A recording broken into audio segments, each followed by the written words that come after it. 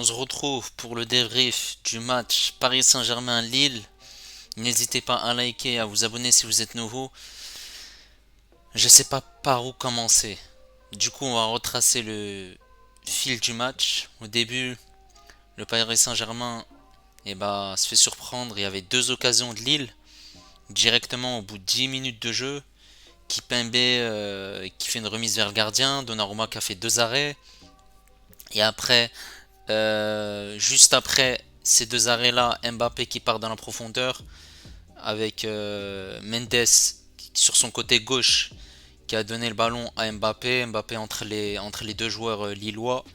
Diakité et Thiago Diallo. Il tire, il rentre entre les deux, il tire, but. Sur l'action de jeu, Fontes blesse, 1-0. Rien à dire. 6 minutes après, il y a une occasion voilà, qui part du milieu de terrain. Le ballon de Neymar qui a été transmis à Vitinha allait se faire repris par Chevalier qui remet en retrait 2-0. Tout se déroule bien au bout de 16 minutes de jeu. On se dit que ça allait être une belle après-midi. Voilà. Ils vont se balader quoi. Et ben non. Je sais plus, c'est à la 30e minute je crois. Coup franc. Un coup franc de Lille. Voilà. Ramos et Kipembe défendent mal. Le ballon est trop haut pour Ramos. Kipembe il est pas au marquage. But de Diakité 2-1. Du coup, mi-temps sur le score de 2-1. Ouais. La fébrilité du Paris Saint-Germain au niveau de la défense. Deuxième mi-temps. Voilà. Blessure de Neymar à la 50e minute. Ça, c'est un gros couac. Et déjà, il y a déjà eu la blessure de Nuno Mendes en première mi-temps, à la 30e minute de jeu, remplacé par Bernat. Et en deuxième mi-temps, Neymar qui se blesse, Jonathan David qui revient, qui marque le deuxième but sur penalty. Voilà, alors qu'il n'y avait pas vraiment penalty. Verratti qui était au marquage sur le corner. C'était pas vraiment. Pour moi, il n'y avait pas penalty. Et après, du coup, voilà, le PSG commence à avoir des lacunes qui arrivent régulièrement en défense. Et voilà. Du coup, on se prend. Il y a une erreur, je crois, au milieu de terrain de la part de Verratti qui arrive pas très bien à ressortir le ballon. André Gomez, celui qui était au milieu de terrain avec Benjamin André, il arrive bien à ressortir le ballon. Et il lance en profondeur il lance en profondeur Bamba. Bamba qui est tout seul face à 4 défenseurs parisiens, ou il me semble 4 parisiens, qui tirent, but, 3-2 pour Lille. On se dirige vers une quatrième défaite, toute compétition confondue pour le Paris Saint-Germain. Campos qui descend en bas de sa tribune. Il y a des changements qui interviennent du côté du Paris Saint-Germain. L'entrée de Zaïre Emery, l'entrée de Soler, l'entrée de Danilo également. Du coup, euh, jusqu'à la 85e minute, il se passe pas grand chose. Il se passe pas grand chose. Après, il y a un ballon qui est remis Ramos à Messi. Messi qui décale en profondeur, qui décale à Zaïre Emery. Zaïre Emery qui décale à Mbappé. Bernat plutôt. Bernat qui attend qu'Mbappé rentre dans la surface. Il lui donne le ballon. But. 3 partout. Match de folie. 87e minute. On a 7 minutes de temps additionnel. Forcément, il y avait des moments de flottement au moment où Mbappé marque. Parce que pour Lille, hein, les moments de flottement, parce qu'il y avait eu deux occasions, il me semble, avant. Du coup, voilà, on arrive à la 92e minute. Encore faute de Benjamin André, parce que c'était lui qui était fautif au niveau du marquage de Mbappé. Coup franc, but, 4-3. Après, là, maintenant, je vais revenir sur les joueurs parisiens dans l'ensemble. Donnarumma, il a fait quelques arrêts, mais bon, voilà, il est bon sur sa ligne. Moyen au niveau des relances. Bon, son jeu au pied, on le connaît, c'est pas terrible. Pembele, il a pas fait un très bon match. Voilà, c'était pas terrible. J'ai pas envie de l'accabler, c'est un Titi parisien.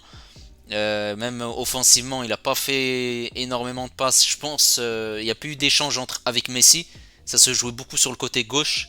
La charnière centrale entre Ramos et Kipembe, c'était moyen. Kipembe, il a pas fait un bon match. Il est revenu, ça fait longtemps il était blessé. Ramos, c'était très très moyen. Mendes, il a fait un très bon match. Avant qu'il sorte blessé, il a été très bon. Voilà, il combinait avec Mbappé. C'est lui qui a l'origine du but, du premier but de Mbappé. L'entrée de Bernat, voilà, il a essayé d'apporter de la profondeur, mais bon, c'est pas la même chose que Mendes.